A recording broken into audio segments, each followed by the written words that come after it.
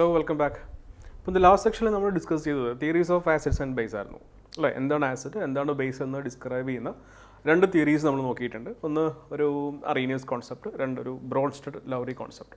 Okay, നമ്മൾ മൂന്നാമത്തെ concept പറയാൻ പോവാം, third concept, that is Luis concept. Okay, അപ്പോൾ ഏറ്റവും വൈഡായിട്ട് യൂസ് ചെയ്യുന്ന അല്ലെ ഏറ്റവും മോഡേൺ ആയിട്ടുള്ള ഒരു തിയറിയാണ് ലൂയിസ് കോൺസെപ്റ്റ്. ഓക്കെ, അപ്പോൾ ഈ ലൂയിസ് കോൺസെപ്റ്റ് പറയുന്നത് നമ്മളിപ്പോൾ ബ്രോൺസ്റ്റഡ് ലൗറി കോൺസെപ്റ്റിൽ ബ്രോൺസ്റ്റഡ് ബേസ് എന്താണെന്ന് നമ്മൾ പറഞ്ഞു. ബ്രോൺസ്റ്റഡ് ബേസ് ആയിട്ടൊരു സബ്സ്റ്റൻസിനെ ആക്ട് ചെയ്യണമെങ്കിൽ അതിനകത്ത് ലോൺ പെയർ ഓഫ് ഇലക്ട്രോൺസ് ഉണ്ടാവണമെന്ന് നമ്മൾ പറയും. സോ ഫോർ എക്സാമ്പിൾ നമ്മളിപ്പോൾ NH3, ഈ NH3 H+ അക്സെപ്റ്റ് ചെയ്യാൻ കാരണം NH3 നൈട്രജനിൽ ലോൺ പെയർ ഓഫ് ഇലക്ട്രോൺസ് ഉള്ളത് കൊണ്ടോ. That's why it is becoming NH4+. Okay, അപ്പോൾ നമ്മൾ ഇലക്ട്രോണിൻ്റെ ടേമിൽ പറയുകയാണെങ്കിൽ ബേസ് എന്ന സബ്സ്റ്റൻസിനകത്ത് എന്തുണ്ട്, ലോൺ പെയർ ഓഫ് ഇലക്ട്രോൺസ് ഉണ്ട്. ഓക്കെ, അപ്പോൾ ഇലക്ട്രോണിനെ ബേസ് ചെയ്തിട്ടുള്ള കോൺസെപ്റ്റാണ് നമ്മുടെ ലൂയിസ് കോൺസെപ്റ്റ്. പ്രോട്ടോൺ ഇല്ല അവിടെ, it is based on electrons. അപ്പോൾ ലൂയിസ് കോൺസെപ്റ്റ് പറയുന്ന ഇതാണ്, ഇത് എക്സ്പ്ലെയിൻ ചെയ്യുക. That is, base is a substance which can give the lone pair of electron, which can give electron pairs. ആ ബേസ് കൊടുക്കുന്ന electron പെയറിനെ അക്സെപ്റ്റ് ചെയ്യുന്ന ആളാരാണോ അയാളെ നമ്മൾ ആസിഡ് എന്ന് വിളിക്കും. ഓക്കെ, അപ്പോൾ according to Lewis concept, acids are electron acceptors. Acids are electron acceptors and bases are electron acceptors and bases are electron donors. അപ്പോൾ ആസിഡ്സ് ഇലക്ട്രോൺ അക്സെപ്റ്റ് ചെയ്യും, ബേസ് ഇലക്ട്രോൺ ഡൊണേറ്റ് ചെയ്യും. അപ്പോൾ നമ്മൾ ബ്രോൺസ്റ്റഡ് ലൗറി കോൺസെപ്റ്റ് പറഞ്ഞത് acid base reaction proton transfer reaction ആണ്. അപ്പോൾ Lewis concept അനുസരിച്ച് നമുക്ക് പറയാം acid base reaction is electron transfer reaction. Electron transfer ചെയ്യപ്പെടുന്നത് ബേസിൽ നിന്നും, ഇലക്ട്രോൺ അക്സെപ്റ്റ് ചെയ്യുന്നത് ആസിഡും. ഓക്കെ, ഇപ്പോൾ നമ്മൾ ലൂയിസിൻ്റെ കോൺസെപ്റ്റ് പറയുമ്പോൾ ഇപ്പോൾ NH3ക്ക് ലോൺ പെയർ ഓഫ് ഇലക്ട്രോൺസ് ഉണ്ട്. ഡെഫിനറ്റ്ലി NH3ക്ക് lone pair of electrons donate ചെയ്യാൻ പറ്റും. അപ്പോൾ ഇലക്ട്രോൺ ഡൊണേറ്റ് ചെയ്യുന്ന ആൾ ഇലക്ട്രോൺ ആ കൊടുക്കുന്ന ഇലക്ട്രോണിനെ അക്സെപ്റ്റ് ചെയ്യണമെങ്കിൽ വാങ്ങുന്ന ആൾ ഇലക്ട്രോൺ ഡെഫിഷ്യൻ്റ് ആയിരിക്കണം, അല്ലെങ്കിൽ അതിനകത്ത് ആ ഇലക്ട്രോണിനെ അക്സെപ്റ്റ് ചെയ്ത് വയ്ക്കാനുള്ള സ്പേസ് ഉണ്ടാവണം. ഓക്കെ, നമ്മൾ BF3യുടെ കാര്യം പഠിച്ചിട്ടുണ്ട്. നിങ്ങൾ കെമിക്കൽ ബോണ്ടിങ് പഠിച്ചപ്പോൾ ഈ ഒക്ടറ്റ് റൂളിൻ്റെ കുറേ വയലേഷൻസ് പഠിച്ചിട്ടുണ്ട്. ഓക്കെ, ഇപ്പോൾ BF3യുടെ പ്രത്യേകത, it is an electron deficient compound. ഇപ്പോൾ നമ്മൾ ഒക്ടറ്റ് ഉണ്ടാവണമെന്നാണ് ബോണ്ടിങ്ങിൽ പറയുന്നതെങ്കിലും 8 ഇലക്ട്രോൺ ഇല്ലാത്ത, അതായത് ഒക്ടറ്റ് കംപ്ലീറ്റ് ചെയ്യാത്തൊരു മോളിക്യൂളാണ് BF3. It is in need of 2 more electron to complete octet. അപ്പോൾ ഒക്ടറ്റ് ഉണ്ടാക്കണമെങ്കിൽ 2 ഇലക്ട്രോൺ കൂടെ ആവശ്യമുള്ള മോളിക്യൂളാണ് BF3. അപ്പോൾ നമ്മൾ പറയുന്നതിന് ഇലക്ട്രോൺ ഡെഫിഷ്യൻറ്റ് കോമ്പൗണ്ടാണ്. ഒരു ഇലക്ട്രോൺ ഡെഫിഷ്യൻറ്റ് കോമ്പൗണ്ടും ഒരു ഇലക്ട്രോൺ റിച്ച് കോമ്പൗണ്ടും തമ്മിൽ കമ്പൈൻ ചെയ്താൽ ഡെഫിനറ്റ്ലി അവിടെ ഇലക്ട്രോൺ ട്രാൻസ്ഫർ റിയാക്ഷൻ നടക്കാം. അപ്പോൾ NH3 BF3 റിയാക്ട് ചെയ്യുകയാണെന്ന് വിചാരിക്കും. അപ്പോൾ റിയാക്ഷൻ ഇങ്ങനെയായിരിക്കും, NH3 + BF3 gives, ഈ രണ്ട് പേരും കൂടെ റിയാക്ട് ചെയ്ത് അമോണിയയുടെ കയ്യിൽ ലോൺ പെയർ ഓഫ് ഇലക്ട്രോൺ ഉണ്ട്, അത് BF3യുടെ കോർഡിനേറ്റ് ചെയ്താൽ it becomes like this, NH3 BF3. Okay, that becomes the salt.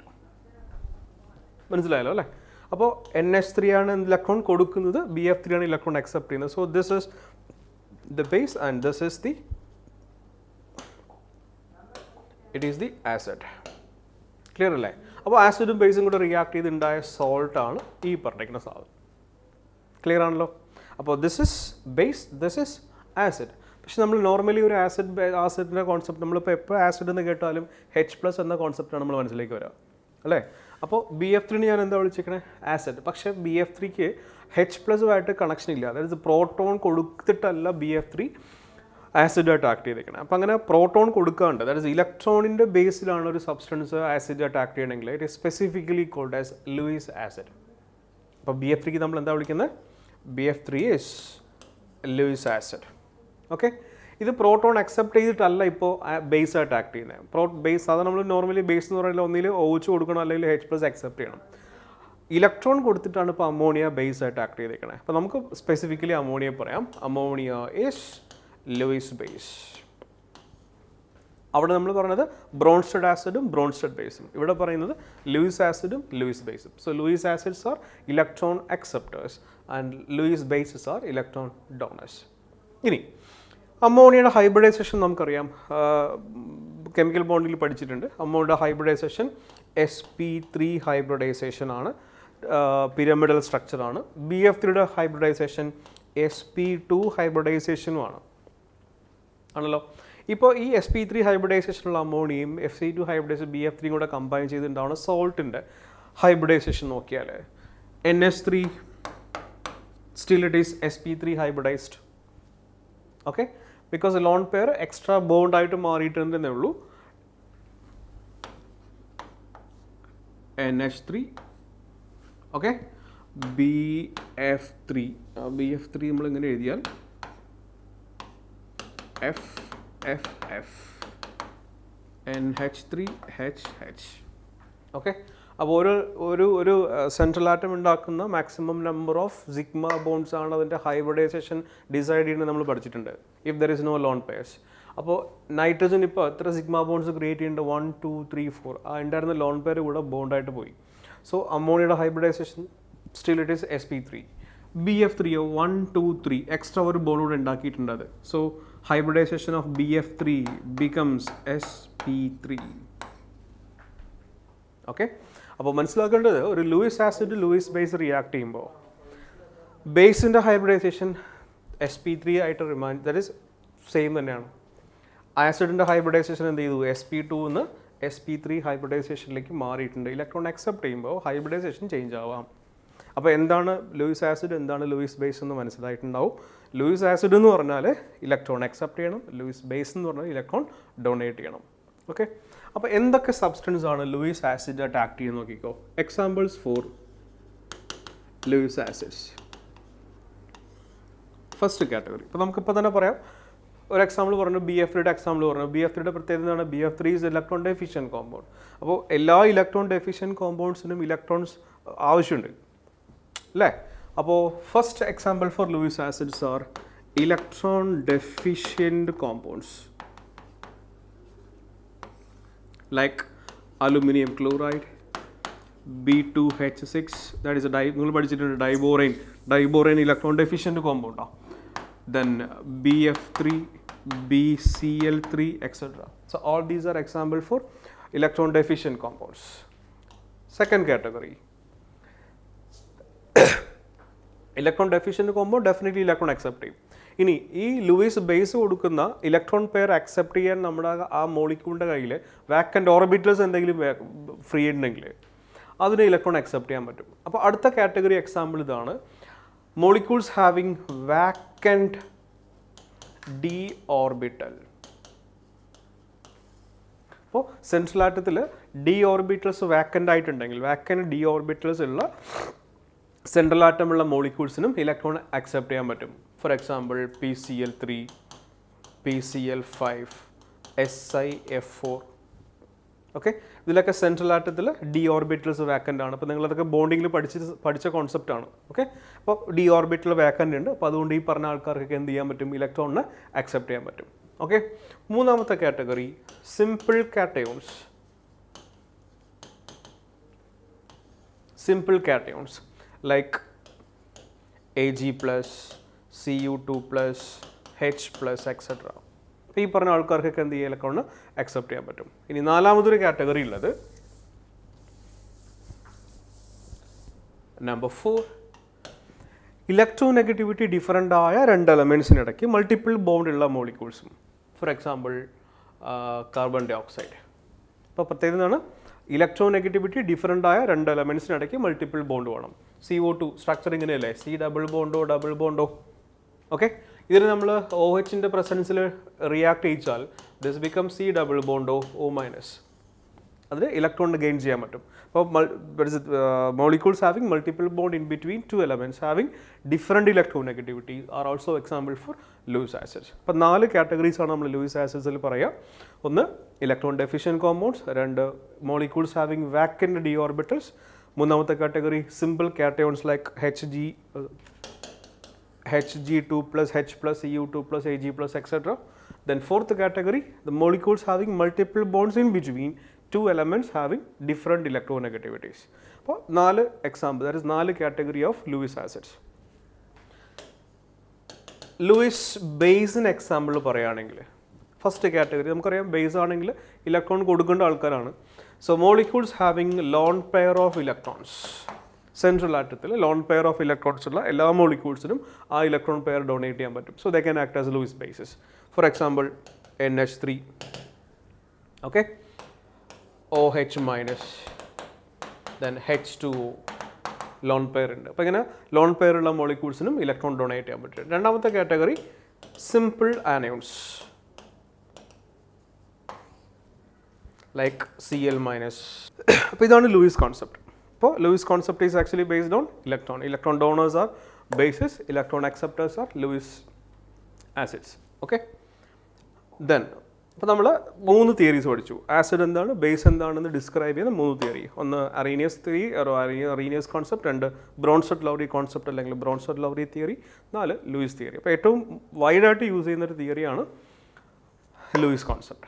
Okay, ഇപ്പോൾ H+ ആസിഡായിട്ട് ആക്ട് ചെയ്യണമെങ്കിൽ, H+ ആസിഡ് ആവണമെങ്കിൽ ഏത് തിയറി അനുസരിച്ച് നമ്മളിതിനെ ആസിഡ് എന്ന് പറയും? Based on which concept H+ can be considered as an acid? അപ്പോൾ നമ്മൾ ബ്രോൺസ്റ്റഡ്-ലൗറി തിയറി വെച്ചിട്ടോ അറീനിയസ് തിയറി വെച്ചിട്ടോ ഒരു സബ്സ്റ്റൻസിനെ ആസിഡ് എന്ന് പറയുകയാണെങ്കിൽ the substance must have or must give H+. H+ ആണ്. H+ന് വേറൊരു H+ ഡൊണേറ്റ് ചെയ്യാനുള്ള കപ്പാസിറ്റി ഇല്ല. അപ്പോൾ H+ ആസിഡായിട്ട് ആക്ട് ചെയ്താൽ ഡെഫിനറ്റ്ലി അത് എന്ത് ചെയ്യണം? ഇലക്ട്രോൺ അക്സെപ്റ്റ് ചെയ്തിട്ടാണ് ആസിഡായിട്ട് ആക്ട് ചെയ്യുക. So we can say H+ is an example for Luis acid. Okay, അപ്പോൾ ഇത് ചോദിക്കാറുണ്ട്, which are the following is Lewis acid, or which are the following is Bronsted acid, or which are the following is Arrhenius acid എന്ന് ചോദിക്കാറുണ്ട്. അപ്പോൾ ഓരോ concept അനുസരിച്ച് ഓരോ സബ്സ്റ്റൻസിന് acid എന്ന് പറയുന്നത് എന്താ കണ്ടീഷൻ, ആ മോളിക്യൂൾ ആസിഡായിട്ട് ആക്ട് ചെയ്യുമ്പോൾ എന്താണ് ചെയ്യുന്നത് എന്ന് മനസ്സിലാക്കിയിട്ട് ഏത് കാറ്റഗറി ഏത് റൂൾ വെച്ചിട്ടാണ് നമുക്ക് അതിനെ ആസിഡായിട്ട് പറയാൻ പറ്റുക, ബേസായിട്ട് പറയാൻ പറ്റുക നോക്കാം. Okay, so by this we finished theories of acids and base.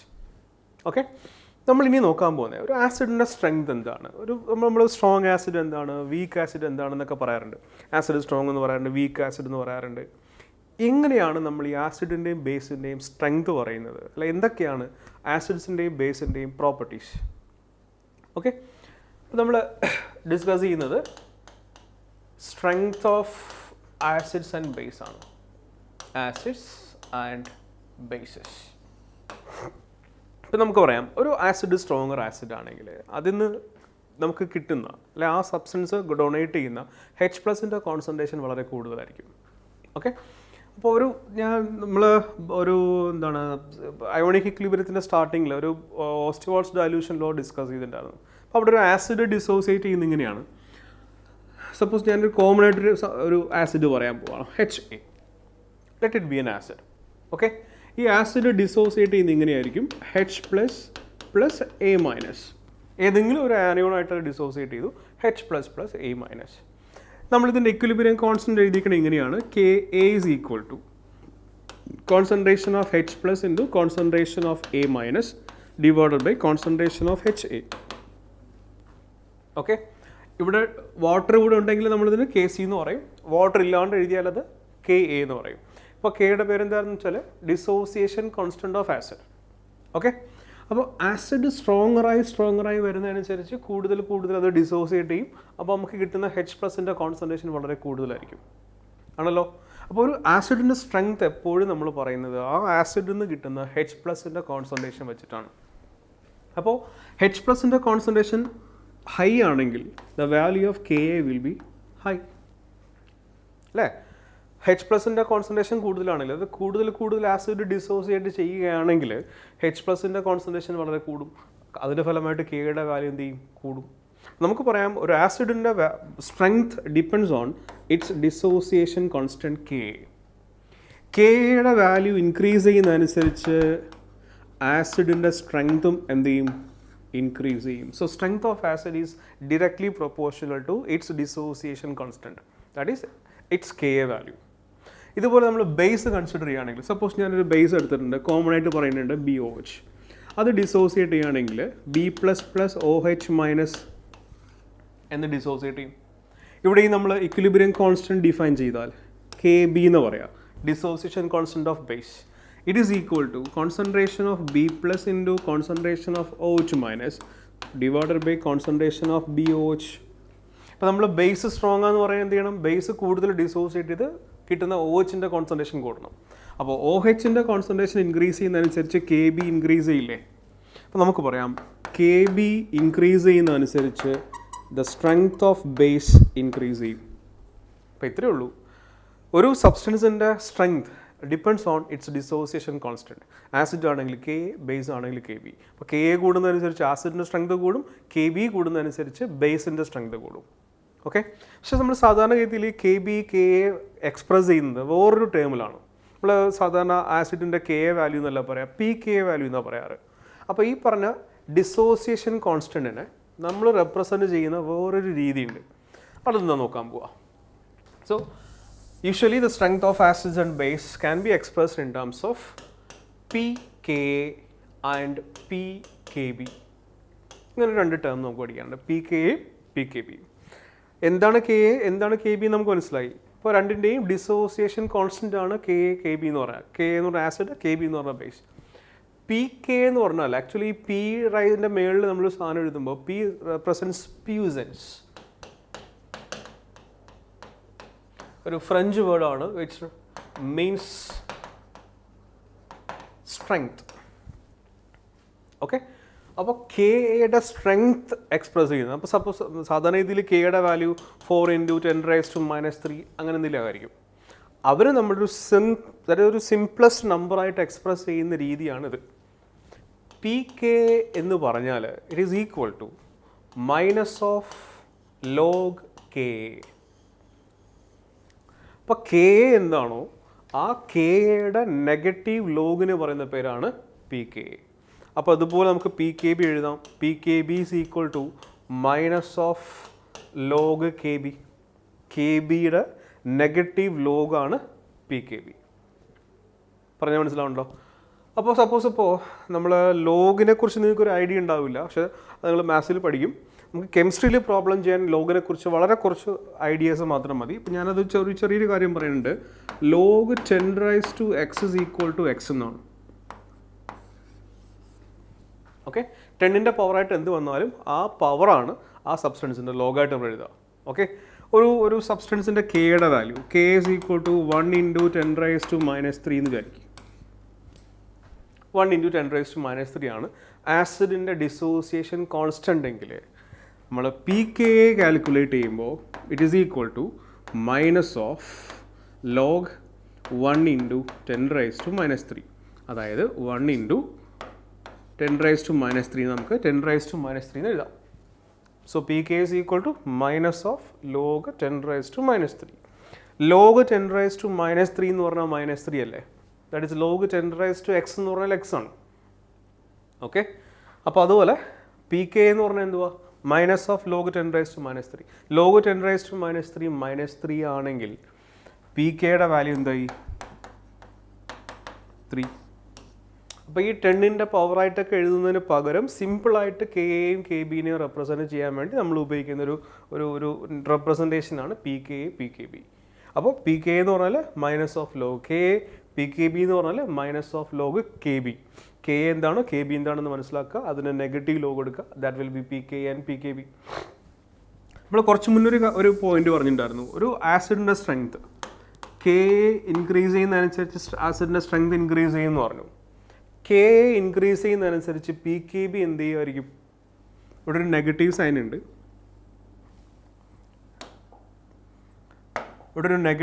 ഉണ്ട്. ഓക്കെ. അപ്പോൾ Kയുടെ വാല്യൂ ഇൻക്രീസ് ചെയ്യുന്നതനുസരിച്ച് pKയുടെ വാല്യൂ എന്ത് ചെയ്യും? ഡിക്രീസ് ചെയ്യും. ബിക്കോസ് Ka കൂടി പോകുന്നതനുസരിച്ച് നെഗറ്റീവ് വാല്യൂ ആണ് കൂടി പോയിക്കൊണ്ടിരിക്കുന്നത്. നെഗറ്റീവ് വാല്യൂ ഇൻക്രീസ് ചെയ്യുന്നതനുസരിച്ച് the net value will decrease. Okay. അപ്പോൾ Ka ഇൻക്രീസ് ചെയ്താൽ pKയുടെ വാല്യൂ എന്ത് ചെയ്യും? ഡിക്രീസ് ചെയ്യും. Since pKa is the negative log of Ka. അങ്ങനെയാണെങ്കിൽ ആസിഡിൻ്റെ സ്ട്രെങ്ത് എന്ത് ചെയ്യും? സ്ട്രെങ്ത് ഓഫ് ആസിഡ് ഇൻക്രീസ് ചെയ്യും. ഇതാണ് നമ്മൾ മനസ്സിലാക്കേണ്ടത്. ഒരു തന്നിക്കുന്ന ക്വസ്റ്റ്യൻ ചിലപ്പോൾ ഇങ്ങനെ ക്വസ്റ്റ്യൻ ചോദിക്കേണ്ടാവും. Arrange the following in the increasing order of pKa. Increasing order of pKa എന്ന് അവർ ഉദ്ദേശിക്കുന്നത് ആസിഡിൻ്റെ സ്ട്രെങ്ത്തിൻ്റെ ഡിക്രീസിങ് ഓർഡറിൽ എഴുതാനാണ്. അപ്പോൾ pKa ഇൻക്രീസ് ചെയ്യുന്നതനുസരിച്ച് സ്ട്രെങ്ത് ഓഫ് ആസിഡ് ഡിക്രീസ് ചെയ്യും. ഇതുപോലെ നമുക്ക് Kbയുടെ കാര്യവും പറയാം. KB ഇൻക്രീസ് ചെയ്താൽ correspondingly PKB എന്ത് ചെയ്യും, ഡിക്രീസ് ചെയ്യും. സോ ബേസിൻ്റെ സ്ട്രെങ്ത് ഓഫ് ബേസ് ഇൻക്രീസ് ചെയ്യും. അപ്പോൾ ഇത് ഒന്ന് ശരിക്കും നല്ലോണം മനസ്സിലാക്കുക. KA ഇൻക്രീസ് ചെയ്താൽ correspondingly PKA ഡിക്രീസ് ചെയ്യും. PKA ഡിക്രീസ് ചെയ്താൽ സ്ട്രെങ്ത് ഓഫ് ആസിഡ് ഇൻക്രീസ് ചെയ്യും. അപ്പോൾ ആസിഡിൻ്റെ strength is directly proportional to Ka and inversely proportional to pKa. ബേസിൻ്റെ strength directly proportional to Kb and inversely proportional to pKb. Okay, ഇനി അപ്പോൾ ഒരു ആസിഡിൻ്റെ സ്ട്രെങ്ത് എങ്ങനെ എക്സ്പ്രസ് ചെയ്യും എന്ന് നമുക്ക് മനസ്സിലായി. ഓക്കെ, ഒന്നിൽ കെൻ്റെ ടേമിൽ എക്സ്പ്രസ് ചെയ്യാം, അല്ലെങ്കിൽ PKൻ്റെ ടേമിൽ എക്സ്പ്രസ് ചെയ്യാം. ബേസിൻ്റെ കാര്യമാണെങ്കിൽ PKബിയുടെ ടേമിൽ എക്സ്പ്രസ് ചെയ്യാം, അല്ലെങ്കിൽ KBയുടെ ടേമിൽ എക്സ്പ്രസ് ചെയ്യാം. ഓക്കെ, നമ്മളിപ്പോൾ H2SO4 എടുക്കണമെന്ന് വിചാരിക്കാം. സൾഫ്യൂരിക് ആസിഡ് എടുക്കുന്നുണ്ട്. ഈ സൾഫ്യൂരിക് ആസിഡ് ഡിസോസിയേറ്റ് ചെയ്താൽ കിട്ടുന്ന നമ്പർ ഓഫ് H+2 അല്ലേ? ദാറ്റ് ഈസ് H2SO4 ഡിസോസിയേറ്റ് ചെയ്യുന്നത് ഇങ്ങനെയാണ്, ഗിവ്സ് 2H പ്ലസ് SO4 2-. അപ്പോൾ ഒരു ആസിഡ് ഡിസോസിയേറ്റ് ചെയ്യുമ്പോൾ കിട്ടുന്ന നമ്പർ ഓഫ് H+, അതിനൊരു പേര് പറയും, ഇറ്റ്സ് ബേസിസിറ്റി. ആസിഡിൻ്റെ ബേസിസിറ്റി. ആസിഡിൻ്റെ അസിഡിറ്റി അല്ല ഉള്ളത്, ആസിഡിൻ്റെ ബേസിസിറ്റി എന്ന് പറയാം. അപ്പോൾ basicity of an acid is the number of H+ given by that particular acid. ആ ആസിഡ് ഡിസോസിയേറ്റ് ചെയ്യുമ്പോൾ കിട്ടുന്ന നമ്പർ ഓഫ് H+ന് പറയുന്ന പേരാണ് ബേസിസിറ്റി. അപ്പോൾ HCl ഡിസോസിയേറ്റ് ചെയ്യണമെന്ന് വിചാരിക്കും. അപ്പോൾ it dissociates into H++Cl-. HCl dissociate ചെയ്യുമ്പോൾ ഒരു H+ ആയിട്ടാണ്. ഓക്കെ, അപ്പോൾ നമ്മൾ പറയും basicity of HCl is 1. Okay, അപ്പോൾ ഇതിനെങ്ങനെ പറയാം, mono basic acid. Hydrochloric acid നമ്മൾ എന്താ വിളിക്കുന്നത്, mono basic. That is and basicity 1 ആണ്. സൾഫ്യൂരിക് ആസിഡിൻ്റെ ബേസിസിറ്റി എത്രയായിരുന്നു, basicity equal to 2. Here basicity equal to 1. അപ്പോൾ സൾഫ്യൂരിക് ആസിഡിൻ്റെ ബേസിസിറ്റി 2 അല്ലേ? അപ്പോൾ നമുക്ക് എന്ത് വിളിക്കാം, sulphuric acid is dibasic acid. Dibasic acid. ഇപ്പോൾ മോണോബേസിക്കും ഡൈബേസിക്കും ഒരൊറ്റ H+ ആണ് കൊടുക്കണമെങ്കിൽ monobasic, more than that is 2 H+ കൊടുക്കുകയാണെങ്കിൽ ഡൈബേസിക്. രണ്ടിൽ കൂടുതൽ H+ കൊടുക്കുന്ന ആളെ നമ്മൾ പോളിബേസിക് ആസിഡ് എന്ന് വിളിക്കും. പോളിബേസിക് ആസിഡ്. മനസ്സിലായല്ലോ അല്ലേ? അപ്പോൾ മോണോബേസിക്, ഡൈബേസിക്, പോളിബേസിക്. ഇനി ഇതിനിങ്ങനെയും പറയാനുണ്ട്, ഒരു H+ അല്ലേ കൊടുക്കുക. It's also known as monoprotic acid because it gives only 1 proton. Okay, ഇത് ഡൈപ്രോട്ടിക് ആസിഡ്, ഇത് പോളിപ്രോട്ടിക് ആസിഡ്.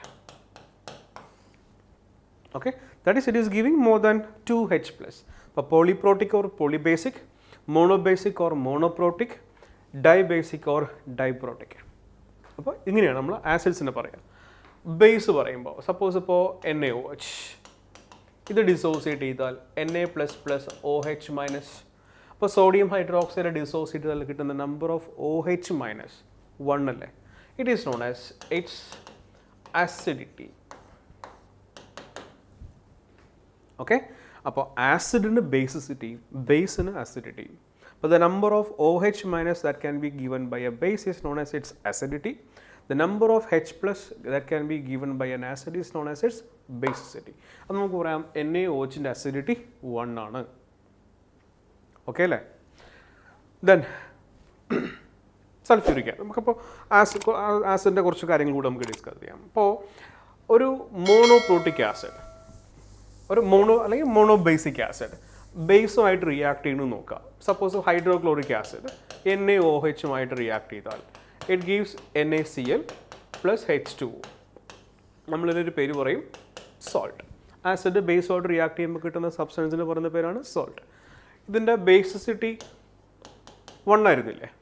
അതായത് മോണോപ്രോട്ടിക് ആയിരുന്നു. അപ്പോൾ മോണോപ്രോട്ടിക് ആസിഡ് ഒരൊറ്റ H+ ഡൊണേറ്റ് ചെയ്യും. It forms only 1 salt. Okay, അത് NaCl-ആണ്. സൾഫ്യൂരിക് ആസിഡ് ആണ് എടുക്കണം വിചാരിക്കാം, H2SO4. അത് NaOH-ആയിട്ട് റിയാക്ട് ചെയ്യും വിചാരിക്കാം. അപ്പോൾ സൾഫ്യൂരിക് ആസിഡിൻ്റെ പ്രത്യേകത it can give maximum of 2 H+. Okay, അപ്പോൾ എല്ലാ സിറ്റുവേഷനും അത് 2 H+ ഡൊണേറ്റ് ചെയ്യണമെന്നില്ല. സൾഫ്യൂരിക് ആസിഡ് ഒരൊറ്റ H+ ആണ് കൊടുക്കുന്നതെന്ന് വിചാരിക്കാം. അപ്പോൾ ഒരു H പ്ലസ് ആണ് ഇവിടുന്ന് റീപ്ലേസ് ചെയ്യണമെങ്കിൽ ആ H പ്ലസും OH മൈനസും കമ്പൈൻ ചെയ്ത് it forms water. Okay, and ഒരു H പ്ലസ് അവിടെ റിമൈൻ ചെയ്യുന്നുണ്ട്. It forms NaHSO4. It is sodium bisulphate. Possibility number 1. രണ്ടാമത്തെ possibility H2SO4 plus NaOH, 2NaOH. അപ്പോൾ ഇവിടുന്ന് 2 H പ്ലസും 2 OH മൈനസും കൂടെ കമ്പൈൻ ചെയ്ത് 2 വാട്ടർ മോളിക്യൂൾ ഫോം ചെയ്തിട്ടുണ്ടാവും. ഓക്കെ, SO4 2 മൈനസ് മാത്രമേ ഉള്ളൂ, 2 Na ഉണ്ട്. So it forms Na2SO4. Okay, അപ്പോൾ സൾഫ്യൂറിക് ആസിഡ് ഒരു ഡൈബേസിക് ആസിഡ് ആയിരുന്നു, അല്ലെങ്കിൽ ഡൈപ്രോട്ടിക് ആസിഡ് ആയിരുന്നു. ആ ഡൈപ്രോട്ടിക് ആസിഡ് ബേസുമായിട്ട് റിയാക്ട് ചെയ്താൽ it can form 2 types of salt. One is NaHSO4, other is Na2SO4. ഈ സോൾട്ടിനകത്ത് വീണ്ടും നമുക്ക് കാണാൻ പറ്റും ഒരു എക്സ്ട്രാ വീണ്ടും ഒരു H ഉണ്ട്. ആസിഡ് നമ്മുടെ സാധാരണ ഇതിൽ ആസിഡ് എന്ന് കേൾക്കുമ്പോൾ തന്നെ മനസ്സിലായി ആസിഡിനകത്ത് H പ്ലസ് കിട്ടും, അതാണ് ആസിഡ് എന്ന് പറഞ്ഞാൽ. ഈ ആസിഡ് ബേസുമായിട്ട് റിയാക്ട് ചെയ്യുമ്പോൾ കിട്ടുന്ന സോൾട്ടിനകത്ത് still it has a removable H plus. ഇതിനകത്ത് ഇപ്പോഴും ഒരു H പ്ലസ് ഡൊണേറ്റ് ചെയ്യാൻ പറ്റുന്ന സാധനമുണ്ട്. So this salt is known as acidic salt. ഇപ്പം ഇങ്ങനെ കിട്ടുന്ന സോൾട്ടിനെ എന്താ വിളിക്കുന്നത്? Acidic salt. ഇത് ന്യൂട്രൽ സോൾട്ടാണ്, നോർമൽ സോൾട്ടാണ്. അപ്പോൾ sulphuric acid 2 type salt form ചെയ്യും, ഒന്ന് നോർമൽ സോൾട്ടും ഒന്ന് ആസിഡിക് സോൾട്ടും. ക്ലിയർ അല്ലേ? അപ്പോൾ മോണോപ്രോട്ടിക് ആണെങ്കിൽ അല്ലെങ്കിൽ മോണോബേസിക് ആണെങ്കിൽ ഓൺലി 1 ടൈപ്പ് ഓഫ് സോൾട്ടേ ഫോം ചെയ്യുള്ളൂ, neutral salt, that is normal salt. Then dibasic ആണെങ്കിൽ ഒരു നോർമൽ സോൾട്ടും ഒരു ആസിഡിക് സോൾട്ടും. ഫോസ്ഫോറിക് ആസിഡിൻ്റെ കാര്യം എടുക്കുകയാണെങ്കിലോ H3PO4. H3PO4 ഇത് NaOH ആയിട്ട് റിയാക്ട് ചെയ്യണം വിചാരിക്കുക. ഒരു H പ്ലസ് ആണ് ഡൊണേറ്റ് ചെയ്യണമെങ്കിൽ NaH2PO4, ശരിയല്ലേ? H3PO4 ഒരു H പ്ലസ് റീപ്ലേസ് ചെയ്ത് പോയാൽ NaH2PO4. 2 H റീപ്ലേസ് ചെയ്ത് പോയാലോ Na2HPO4. 3 H റീപ്ലേസ് ചെയ്ത് പോയാൽ Na3PO4. അപ്പോൾ ഫോസ്ഫോറിക് ആസിഡ് എന്ത് ചെയ്യും? 3 ഡിഫറെൻറ്റ് സോൾട്ട് ഫോം ചെയ്യും. H replaceable, that is H plus replace ചെയ്യാനുണ്ട്, ഇവിടെയും H പ്ലസ് ഉണ്ട്, ഇവിടെ H പ്ലസ് ഇല്ല. അപ്പോൾ ഇത് നോർമൽ സോൾട്ടും ഇത് രണ്ടും ആസിഡിക് സോൾട്ടും. ഓക്കെ, അപ്പോൾ ഒരു പോളിപ്രോട്ടിക് ആസിഡിന് അല്ലെങ്കിൽ ഒരു പോളിബേസിക് ആസിഡിന് ഫോം ചെയ്യാൻ പറ്റുന്ന number of acidic salt, the number of acidic salt that can be formed by a polyprotic acid is equal to N minus 1, where N is the basicity. Acid in the basicity. അപ്പോൾ ഒരു പോളിപ്രോട്ടിക് ആസിഡിന് form ചെയ്യാൻ പറ്റുന്ന number of acidic salt it is N minus 1. N എന്തായിരുന്നു? Basicity. അപ്പോൾ sulphuric ആസിഡിൻ്റെ കാര്യം എടുത്തോ. Sulphuric ആസിഡിൻ്റെ ബേസിസിറ്റി എന്തായിരുന്നു? 2. അപ്പോൾ അത് ഫോം ചെയ്യുന്ന ആസിഡിക് സോൾട്ട് എത്രയാണ്? 1. That is NaHSO4.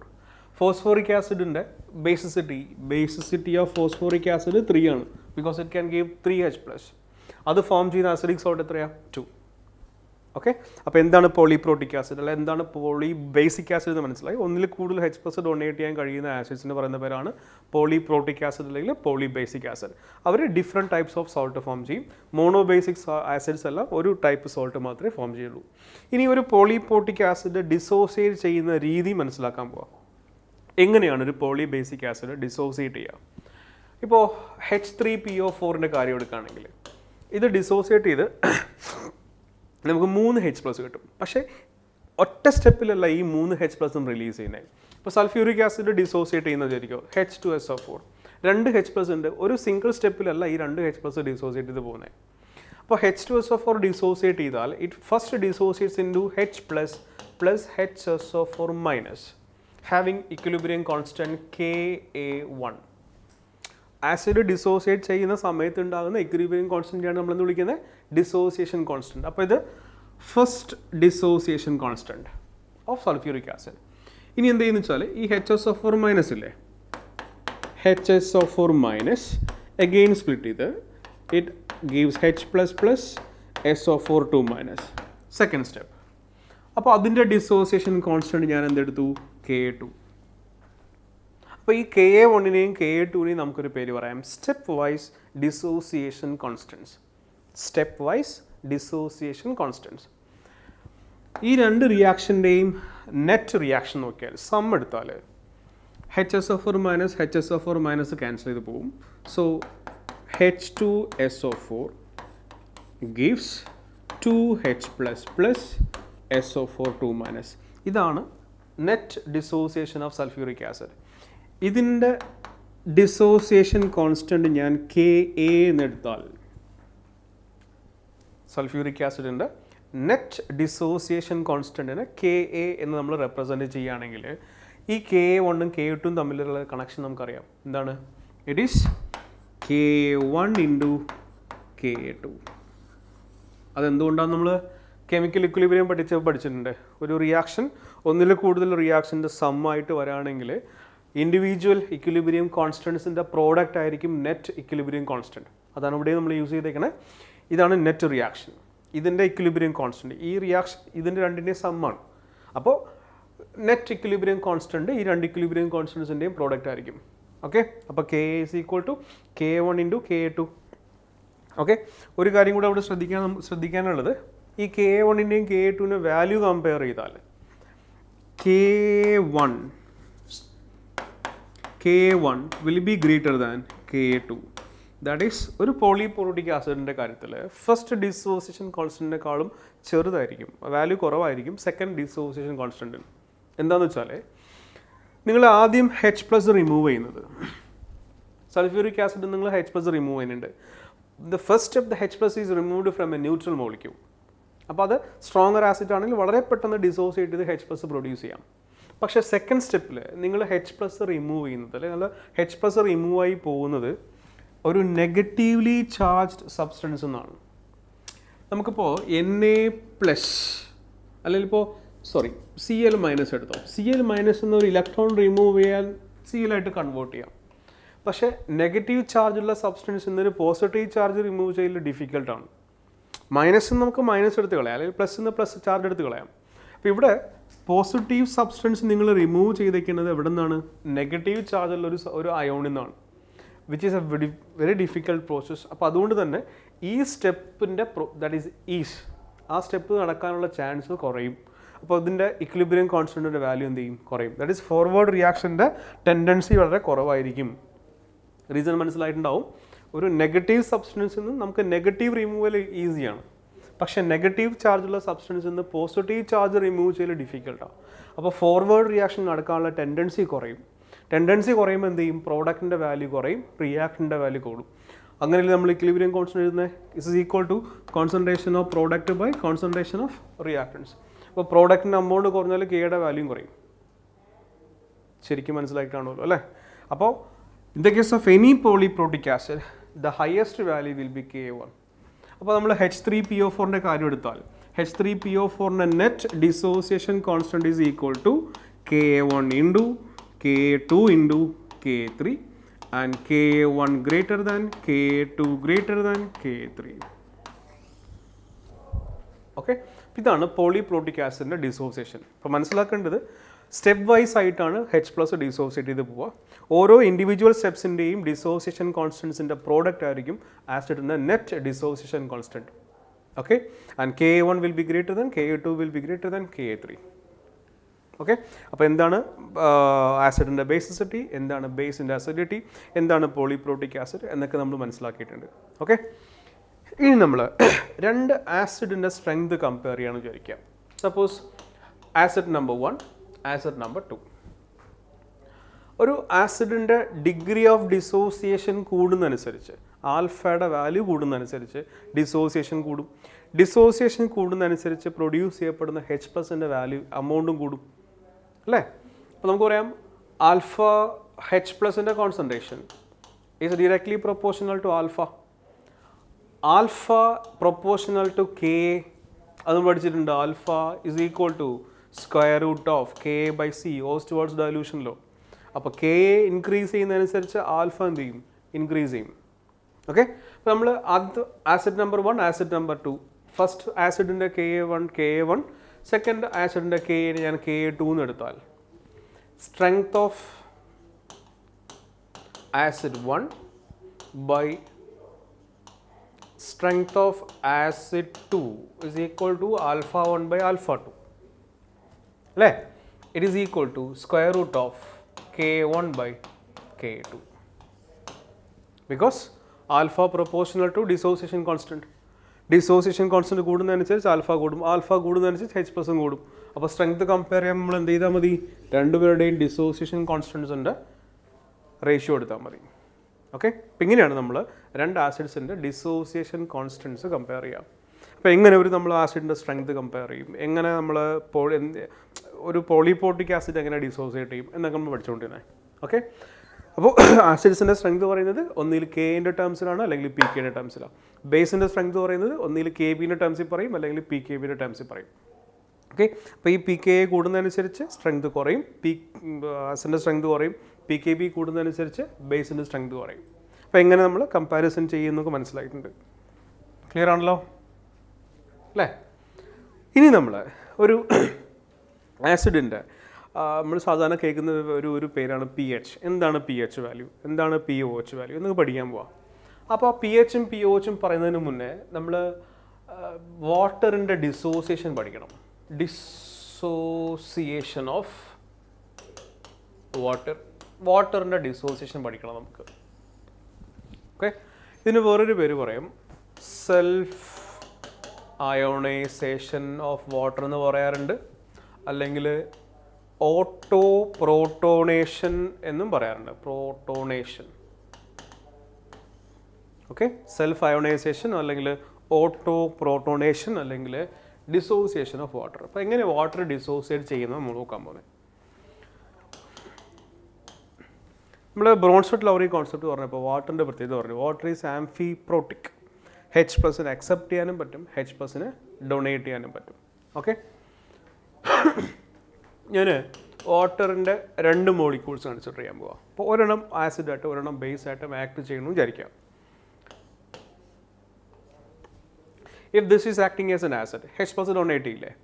H plus donate ചെയ്താൽ that will become OH minus plus. That H plus will be accepted by this H2O and that becomes H3O plus.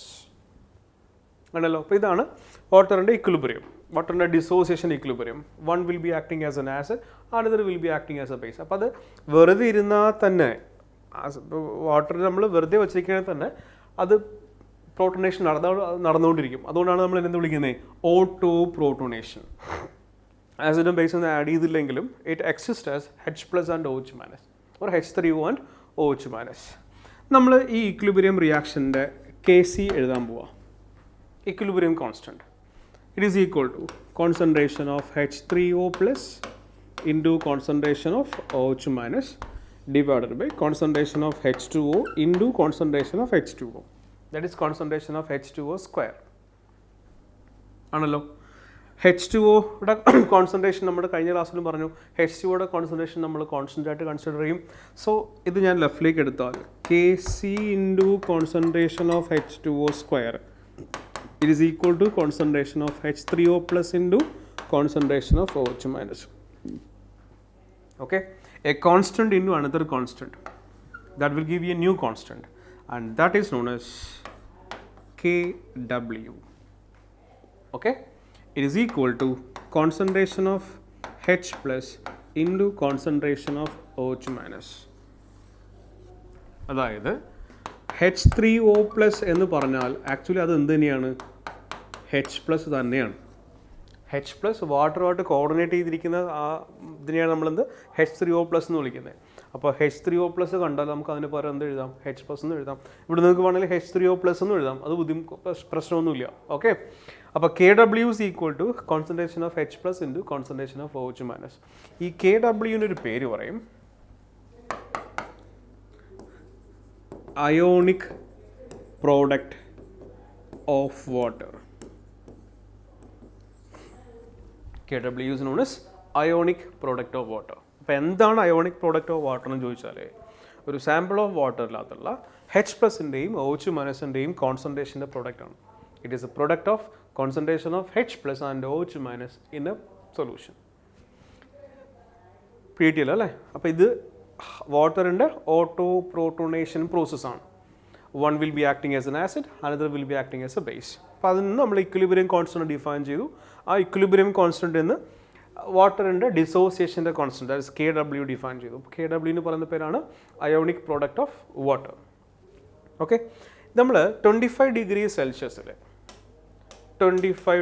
സെൽഷ്യസിൽ വാട്ടറിൽ എത്ര H plus ഉണ്ടെന്ന് measure ചെയ്താൽ, if you are measuring the concentration of H plus in water at 25 degrees Celsius, it will be 10 raised to minus 7 molar. മനസ്സിലായോ?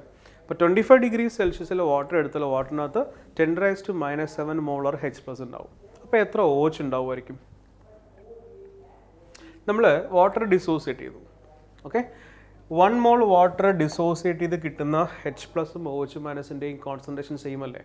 അവിടെ എത്ര H plus ആണോ create ചെയ്യുന്നത് correspondingly അത്രയും തന്നെ OH മൈനസും ക്രിയേറ്റ് ആവും. അപ്പോൾ if there are 10 raised to minus 7 molar H plus, then definitely there will be 10 raised to minus 7 molar OH minus. That is H പ്ലസിൻ്റെയും OH മൈനസിൻ്റെയും കോൺസെൻട്രേഷൻസ് സെയിം ആണ്. Okay, then what will be the value of KW at 25 degrees Celsius? 10 raised to minus 14. അപ്പോൾ അത് ഓർത്തിരിക്കുക കേട്ടോ. If you are taking water at 25 degrees Celsius, its ionic product of water will be 10 raised to minus 14 or 1 into 10 raised to minus 14. Okay, അപ്പോൾ നമ്മൾ ഓർക്കണം, ഞാനൊരു temperature specify ചെയ്ത് പറഞ്ഞിട്ടുണ്ട്. 25 ഡിഗ്രി സെൽഷ്യസിൽ വാട്ടർ എടുത്താലാണ് വാട്ടറിനകത്ത് 10 raised to minus 7 molar H plus ഉള്ളത്. ഓക്കെ, നമ്മളിപ്പോൾ വാട്ടറിൻ്റെ ടെമ്പറേച്ചർ കൂട്ടുകയാണെന്ന് വിചാരിക്കുക. വാട്ടറിൻ്റെ ടെമ്പറേച്ചർ കൂട്ടുന്നതനുസരിച്ച് ഡിസോസിയേഷൻ ഓഫ് വാട്ടറും കൂടും. That is the splitting tendency of water increase ചെയ്യും. അപ്പോൾ വാട്ടർ കൂടുതൽ സ്പ്ലിറ്റ് ചെയ്താൽ കിട്ടുന്ന H പ്ലസിൻ്റെയും OH മൈനസിൻ്റെയും കോൺസെൻട്രേഷനും കൂടില്ലേ? ഓക്കെ, അപ്പോൾ ടെമ്പറേച്ചർ കൂടുന്നതനുസരിച്ച് ഡിസോസിയേഷൻ കൂടുകയാണെങ്കിൽ കിട്ടുന്ന H പ്ലസിൻ്റെയും OH മൈനസിൻ്റെയും കോൺസെൻട്രേഷനും കൂടും. ഈ രണ്ടുപേരുടെയും കോൺസെൻട്രേഷനും കൂടി എന്ത് സംഭവിക്കും? KW ഇൻക്രീസ് ചെയ്യും. അപ്പോൾ മനസ്സിലാക്കേണ്ടത് KW of water is A constant at A particular temperature. Okay, KW remains constant at A particular temperature. ഇപ്പോൾ ടെമ്പറേച്ചർ മാറിയില്ല എങ്കിൽ KW കോൺസ്റ്റൻ്റ് ആണ്. ഇപ്പോൾ നമ്മൾ 25 ഡിഗ്രി സെൽഷ്യസ് ആണ് എടുക്കണമെങ്കിൽ 25 degree സെൽഷ്യസിൽ value 1 into 10 raised to minus 14 ആണ്. ടെമ്പറേച്ചർ കൂടുമ്പോൾ എന്ത് സംഭവിക്കുന്നു വെച്ചാൽ ടെമ്പറേച്ചർ ഇൻക്രീസ് ചെയ്യുമ്പോൾ ഡിസോസിയേഷൻ ഇൻക്രീസ് ചെയ്യും. ഡിസോസിയേഷൻ കൂടുന്നതനുസരിച്ച് H പ്ലസിൻ്റെയും OH മൈനസിൻ്റെയും കോൺസെൻട്രേഷൻ കൂടും. അപ്പോൾ ഡെഫിനറ്റ്ലി KW ഇൻക്രീസ് ചെയ്യും. അപ്പോൾ as temperature increases KW increases. അപ്പോൾ അത് ഓർത്തിരിക്കുക. ഓക്കെ, നിങ്ങൾ വാട്ടർ 60 ഡിഗ്രിയിലാണ് എടുക്കണം വിചാരിക്കുക. അപ്പം ഞാൻ 60 ഡിഗ്രി സെൽഷ്യസിൽ വാട്ടർ എടുക്കണം വിചാരിക്കുക. Then concentration of KW will be around 10 raised to minus 13. That is 25 degree സെൽഷ്യസിൽ നിന്ന് 60 ഡിഗ്രി സെൽഷ്യസിലേക്ക് വാട്ടർ ടെമ്പറേച്ചർ കൂട്ടിയപ്പോൾ KW എന്ത് ചെയ്തു? 10 raised to minus 14 നിന്ന് 10 raised to minus 13ലേക്ക് മാറി. അറൗണ്ട് 90 ഡിഗ്രി സെൽഷ്യസിൽ നമ്മൾ വാട്ടർ ഹീറ്റ് ചെയ്ത് വെച്ചാൽ KW will be 10 raised to minus 12. അപ്പോൾ as temperature rises KW increases. അപ്പോൾ കൊറസ്പോണ്ടിംഗ്ലി H പ്ലസിൻ്റെയും OH മൈനസിൻ്റെയും കോൺസെൻട്രേഷൻസും എന്ത് ചെയ്യും? ഇൻക്രീസ് ചെയ്യും. ക്ലിയർ ആണല്ലോ പറഞ്ഞേക്കണേ? അപ്പോൾ ഒരു പർട്ടിക്കുലർ ടെമ്പറേച്ചറിൽ KW കോൺസ്റ്റൻ്റ് ആണ്. ടെമ്പറേച്ചർ കൂടുന്നതനുസരിച്ച് KW ഇൻക്രീസ് ചെയ്യും. ഓരോ ടെമ്പറേച്ചറിലും ഓരോ ആണ് KWൻ്റെ വാല്യൂ. അപ്പോൾ നമ്മൾ മിക്കവാറും പ്രോബ്ലം ചെയ്യുമ്പോൾ ടെമ്പറേച്ചർ 25 ഡിഗ്രി സെൽഷ്യസ് എടുത്തിട്ടാണ് കാര്യങ്ങൾ ചെയ്യുക. അപ്പോൾ 25 ഡിഗ്രി സെൽഷ്യസിൽ KWൻ്റെ വാല്യൂ എന്തുവാ? 1 into 10 raised to minus 14. Okay, ഇനി ഇവിടെ ചെറിയൊരു കാര്യം കൂടെ നമുക്ക് പറയാനുള്ളത്, നമ്മളിപ്പോൾ ഒരു സാമ്പിൾ ഓഫ് വാട്ടറിൽ ഒരു ഇച്ചിരി ആസിഡോ ബേസോ ആഡ് ചെയ്തു വിചാരിക്കാം. ഒരു സാമ്പിൾ ഓഫ് വാട്ടർ എടുത്തു, അല്ലെങ്കിൽ ഞാനൊരു ചെറിയ ഡ്രോപ്പ് ആസിഡ് ആഡ് ചെയ്യാൻ പോവാം. ആസിഡ് ആഡ് ചെയ്യുമ്പോൾ അതിൻ്റെ KW എന്ത് സംഭവിക്കും ചോദിക്കാം. What happens to the KW of water or what happens to the ionic product of water when a small amount of acid or base is added? ഇപ്പോൾ നമ്മൾ വാട്ടറിൻ്റെ ഇക്വിലിബ്രിയം പറഞ്ഞ ഇങ്ങനെയായിരുന്നു, H plus plus OH minus, ഇവിടെ H ഉണ്ട്, അതൊക്കെ ഉണ്ട്. Okay, ഞാനിതിലേക്ക് എക്സ്ട്രാ ആസിഡ് ആഡ് ചെയ്യുന്നു വിചാരിക്കുക, ഒരു ഇച്ചിരി കുറച്ച് ഒരു ഒരു ഒരു ഒരു ഒരു ഡ്രോപ്പ് ആസിഡ് ആഡ് ചെയ്യുന്നു വിചാരിക്കും. ആസിഡ് ആഡ് ചെയ്യുമ്പോൾ നമ്മൾ ആക്ച്വലി അതിനകത്ത് ആഡ് ചെയ്യുന്നത് H+ അല്ലേ, ആസിഡ് കണ്ടെയ്ൻ H+. അപ്പോൾ H+ൻ്റെ കോൺസെൻട്രേഷൻ ഇൻക്രീസ് ചെയ്താൽ, ഇതിപ്പോൾ ഇക്വിലിബ്രിയം റിയാക്ഷൻ ആണെന്ന് വിചാരിക്കുക, H+ൻ്റെ കോൺസെൻട്രേഷൻ ഇൻക്രീസ് ചെയ്താൽ എന്ത് സംഭവിക്കും? അക്കോർഡിംഗ് ടു ലേഷ്യാർഡി പ്രിൻസിപ്പിൾ, ഇവിടെ നമ്മൾ ലേഷ്യാർഡി പ്രിൻസിപ്പിൾ അപ്ലൈ ചെയ്താൽ H+ൻ്റെ കോൺസെൻട്രേഷൻ ഇൻക്രീസ് എന്താ സംഭവിക്കുക? ഇക്വിലിബ്രിയം ലെഫ്റ്റിലേക്ക് ഷിഫ്റ്റിംഗ് അല്ലേ?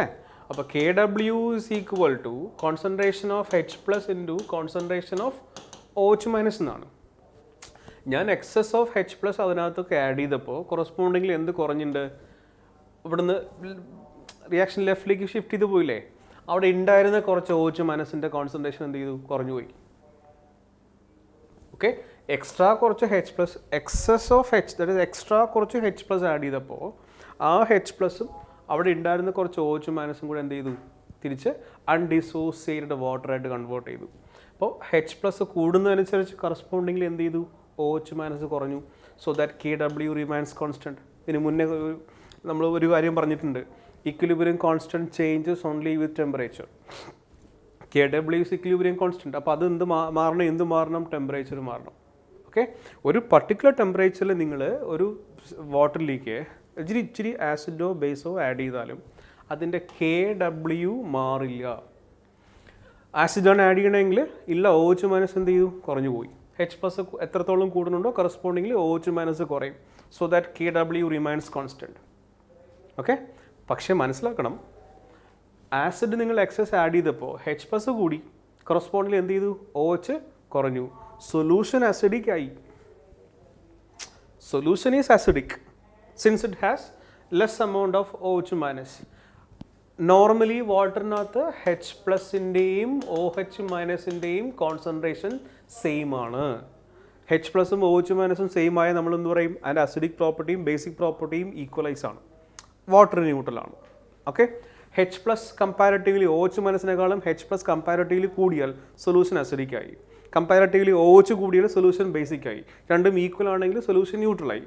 അപ്പോൾ ഇവിടെ സംഭവിച്ചത് എന്താ? ഞാൻ എക്സസ് ഓഫ് ആസിഡ് ആഡ് ചെയ്തു, അപ്പോൾ H+ കൂടി, കൊറസ്പോണ്ടിങ്ങിൽ എന്ത് ചെയ്തു? OH- കുറഞ്ഞു. OH- കുറഞ്ഞു, H+ കൂടിയ സൊല്യൂഷൻ എന്തായി? അസിഡിക് ആയി. സൊല്യൂഷൻ അസിഡിക് ആയി, even then it's KW remains constant.